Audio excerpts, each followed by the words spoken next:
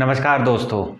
आज मैं एक बार फिर आप लोगों के सामने ऑनलाइन आया हूँ अपने यूट्यूब चैनल बेसिक एजुकेशन पर। देखिए, नवंबर माह में आपके दिल्ली पुलिस के एग्ज़ाम स्टार्ट होने वाले हैं 10 तारीख के बाद से। तो मेरी class Delhi police special exams को लेकर ही है कि आप ऐसा क्या पढ़ें और अभी तक आपने जो पढ़ा है सो पढ़ा है।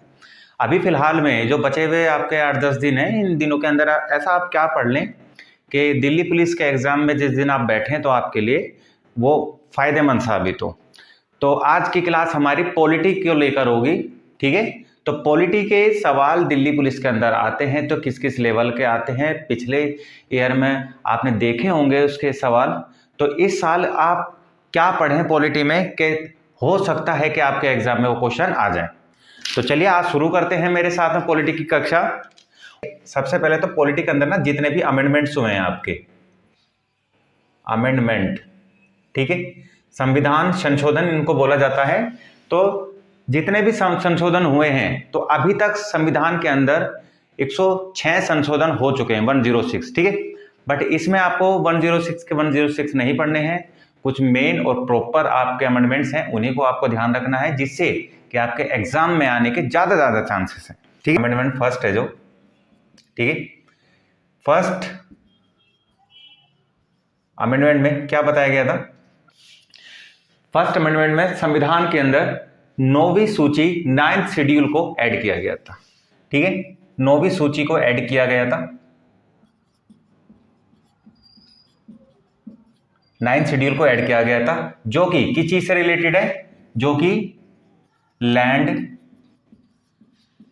रिफॉर्म्स, लैंड रिफॉर्म से रिलेटेड है। पहली आप याद रखेंगे आराम से, ठीक है।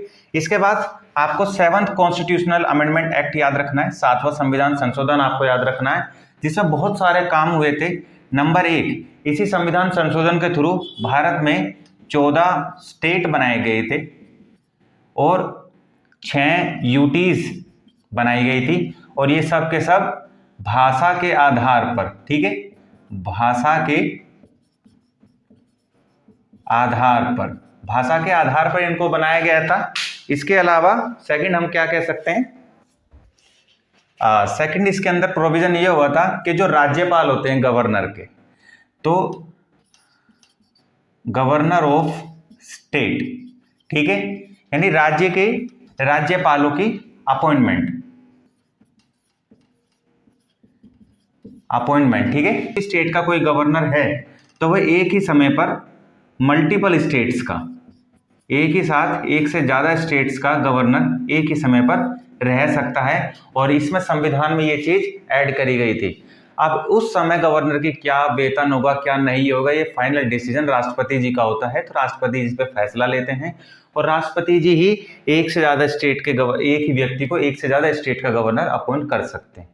तो आपको ये वाला स्टेटमेंट याद रखना है, 7th कॉन्स्टिट्यूशनल अमेंडमेंट, ठीक है।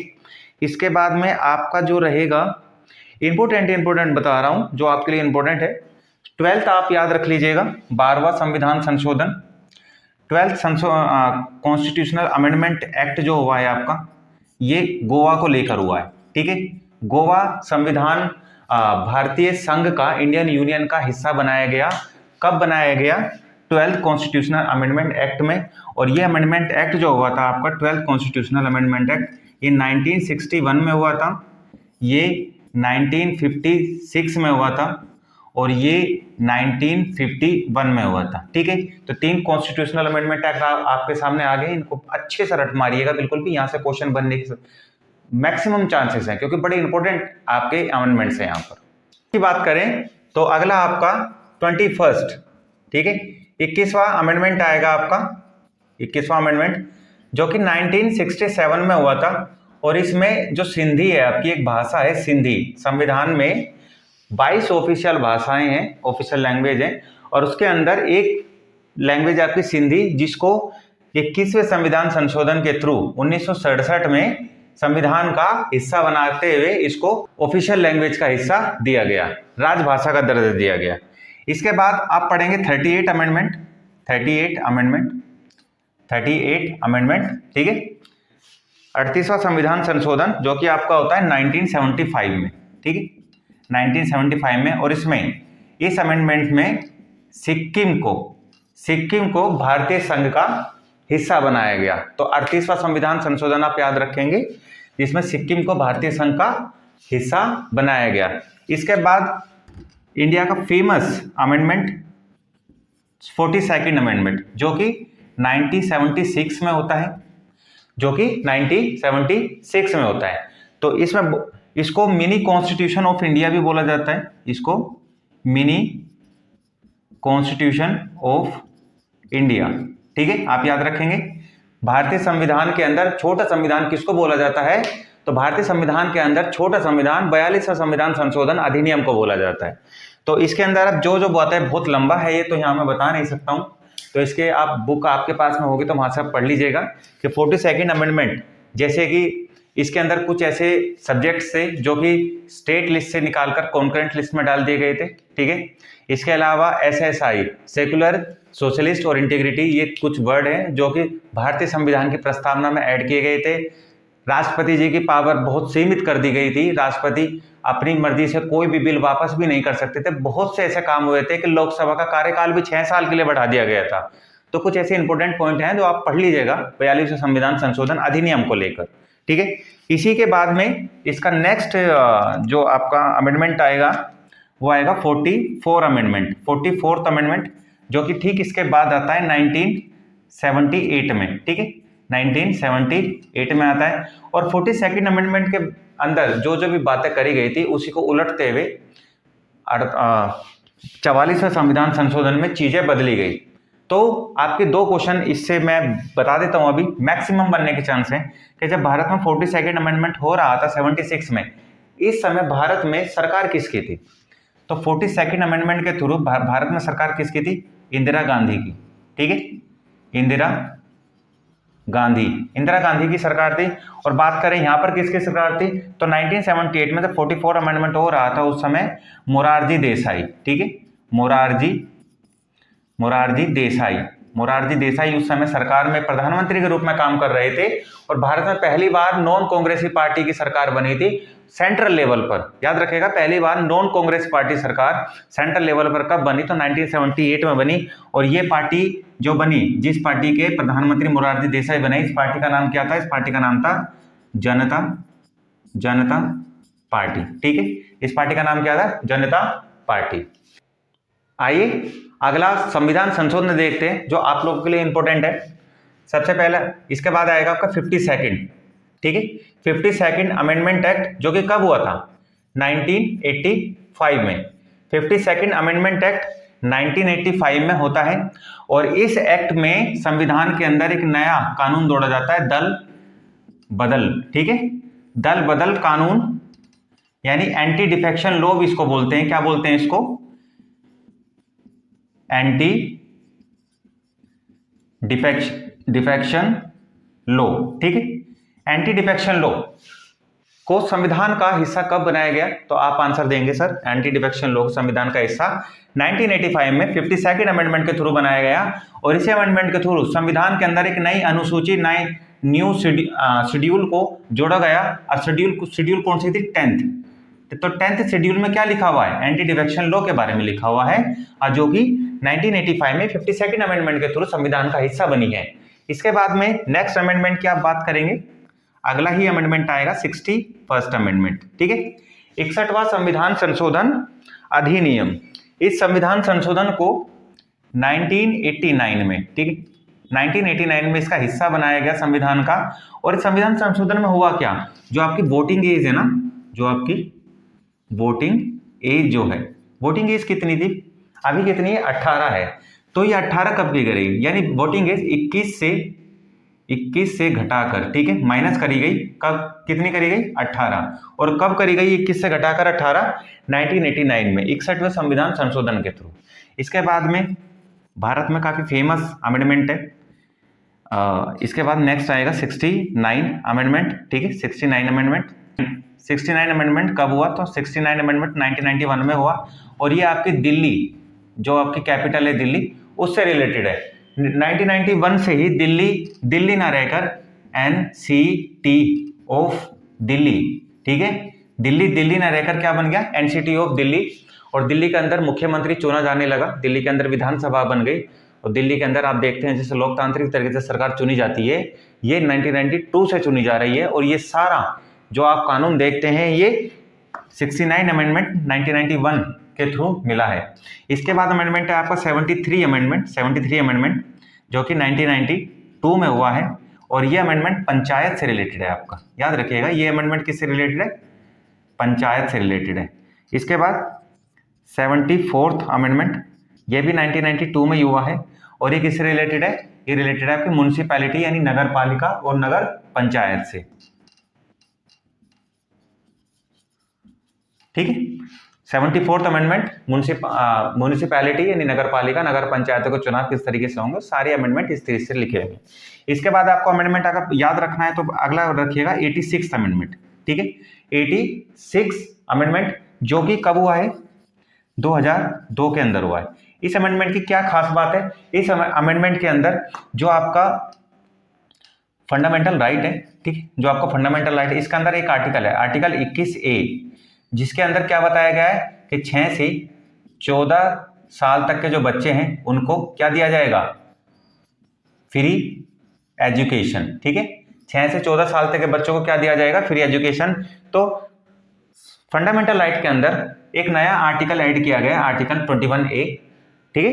इसके अलावा एक आपकी फंडामेंटल ड्यूटी है, फंडामेंटल ड्यूटी, इसके अंदर आपकी 11वीं ड्यूटी ऐड की गई और 11वीं ड्यूटी भी आपको यही है, 6 से 14 साल तक के बच्चों को free and elementary education provide कराना। तो आप याद रखिएगा फंडामेंटल ड्यूटी का 11th ड्यूटी, स्टार्टिंग में 10th ड्यूटी थी, अभी 11 ड्यूटी है। फंडामेंटल ड्यूटी आपकी मौलिक कर्तव्य कितने हैं, 11 हैं। इन 11 में 11वीं ड्यूटी जो है ये 2002 में 86 अमेंडमेंट के थ्रू जोड़ी गई है। और फंडामेंटल राइट का अनुच्छेद 21A ये भी 6 से 14 साल के बच्चों को मुफ्त शिक्षा से रिलेटेड है और ये भी आपका 2002 के अंदर ऐड किया गया है। आइए अगला अमेंडमेंट देखते हैं। अगला अमेंडमेंट आएगा आपका 91st अमेंडमेंट, 91वां संविधान संशोधन अधिनियम। याद रखिएगा 91st अमेंडमेंट जो कि 2003 में हुआ था, ठीक है, 2003 में हुआ था। और इस अमेंडमेंट का काम क्या है, इस अमेंडमेंट के अंदर क्या बातें हुई, जो सेंटर गवर्नमेंट एंड जो स्टेट गवर्नमेंट आपकी है, स्टेट गवर्नमेंट जो है आपकी, तो इसके अंदर जो काउंसिल ऑफ मिनिस्टर है उसके ऊपर कैप लगा दी गई। कैप लगाने का मतलब जैसे ये निब है, निब के ऊपर अगर ये खाली न रहे या फिर इसको हम कितना घटा या बढ़ा भी सकते हैं, पर अगर हम इसके ऊपर कैप लगा देंगे तो अब इसकी लिमिट फिक्स हो गई, यानी अब ये जो निब है ये इससे ज़्यादा नहीं जा पाएगी, हम इसको कैप लगा सकते हैं। तो यही कैप वाला सिस्टम यानी एक तरीके से प्रोहिबिट कर दिया गया, निश्चित कर दिया गया, इससे ज़्यादा काउंसिल ऑफ मिनिस्टर यानी मंत्री परिषद की संख्या नहीं हो सकती है सरकार में। तो सेंट्रल लेवल पे जो ये रेशो रखा गया वो रखा गया 15% का और स्टेट लेवल पर रखा गया 10% का। तो सेंट्रल लेवल पर 50%, स्टेट लेवल पर 10% से ज़्यादा मंत्री परिषद की संख्या नहीं हो सकती है किसी भी पार्टी के अंदर जो सरकार चला रही है, जो रूलिंग पार्टी है, ठीक है। तो ये सारा काम 91st अमेंडमेंट 2003 के अंदर हुआ। इसके बाद में नेक्स्ट है आपका 92nd अमेंडमेंट। 92nd अमेंडमेंट याद रखिएगा 2003 में होता है ये भी। और इसके अंदर आपकी BDMS आपकी 4 ऑफिशियल लैंग्वेज है, बोडो, डोगरी, मैथिली और संथाली। बोडो, डोगरी, मैथिली और संथाली, तो 4 लैंग्वेज को संविधान का हिस्सा बनाया गया 2003 के अंदर 92nd अमेंडमेंट के थ्रू, याद रखिएगा। इसके बाद में नेक्स्ट अमेंडमेंट आता है आपका 97th अमेंडमेंट। 97 अमेंडमेंट जो कि 2011 के अंदर होता है, ठीक है। इसके अंदर कोऑपरेटिव सोसाइटी, ठीक है, सहकारी समितियां बोल देते हैं हम उनको, सहकारी समिति को संविधान का हिस्सा कब बनाया गया, तो सहकारी समितियों को संविधान का हिस्सा बनाया गया 2011 में 97 अमेंडमेंट के थ्रू। और इसके लिए संविधान के अंदर एक नया पार्ट ऐड किया गया, उस पार्ट का नाम है 9B, ठीक, उस पार्ट का नाम क्या है 9B, नया भाग ऐड किया गया, 9B पार्ट ऐड किया गया। इसके बाद आपके अमेंडमेंट जो आएंगे, एक आएगा आपका 100 अमेंडमेंट, ठीक है। 100 अमेंडमेंट याद रखिएगा जो कि 2015 में होता है। इस अमेंडमेंट में इंडिया ने अपना अपना कुछ जमीनी हिस्सा, ठीक है, कुछ जमीन जो है किसको ट्रांसफर कर दी, किसको ट्रांसफर करी, बांग्लादेश को ट्रांसफर करी, ठीक है, बांग्लादेश को। और बांग्लादेश से कुछ हिस्सा भारत ने अपने पास में एक्वायर किया, कब्जा कर लिया उस पर, ठीक है, मतलब संधि करी आपस में। और इसी जमीन के कुछ हिस्से को ट्रांसफर करना और वहां से कुछ हिस्सा अपने पास में लेना, ये सारा प्रोसीजर जो हुआ संविधान के 100 अमेंडमेंट जो कि 2015 में हुआ, इसके थ्रू किया गया। इसके बाद अगला संविधान संशोधन देखते हैं। आइए देखते हैं अगला संविधान संशोधन हमारे। अब नेक्स्ट आपका अमेंडमेंट है 101। 101 किस चीज से रिलेटेड है, जीएसटी, ठीक है, 101 जीएसटी से रिलेटेड है। जीएसटी जो कि संविधान के अंदर 10 अमेंडमेंट जो है ये कब पेश किया गया, ये पेश किया गया आपका 2016 के अंदर, ठीक है। और जीएसटी लागू कब हुआ हमारा, 1 जुलाई 2017 में। याद रखिएगा जीएसटी हमारा 1 जुलाई 2017 को लागू होता है। और किस संविधान संशोधन के थ्रू होता है, 101 संविधान संशोधन जो कि 2016 में पार्लियामेंट यानी संसद के अंदर पेश किया गया था, ठीक है। इसके बाद में 102, याद रखिएगा इसके बाद अमेंडमेंट कौन सा है, 102। 102 अमेंडमेंट में जो हमारा बैकवर्ड क्लास है, हमारी ओबीसी जो है हमारा, इसको कॉन्स्टिट्यूशनल कॉन्स्टिट्यूशन का हिस्सा बनाया गया और इसको संवैधानिक दर्जा दिया गया, ठीक है, संवैधानिक दर्जा दिया गया है ओबीसी कोटे को, ओबीसी को दिया। और अभी ओबीसी कमीशन भारत के अंदर स्टैब्लिश्ड है, जो कि ओबीसी जो क्लास है उसकी वेलफेयर के लिए वो काम करता है, ठीक है। कब जोड़ा गया, 102 संविधान संशोधन अधिनियम 2018, ठीक है, 2018। नेक्स्ट 103 अमेंडमेंट जो है ये आपका कब ऐड किया गया, 2019 में ऐड किया गया। और इस अमेंडमेंट में क्या बताया गया था, देखिए यहाँ जीएसटी आ गया, यहाँ पर ओबीसी आ गया। और 103 अमेंडमेंट जो कि 2019 में हुआ है, इसमें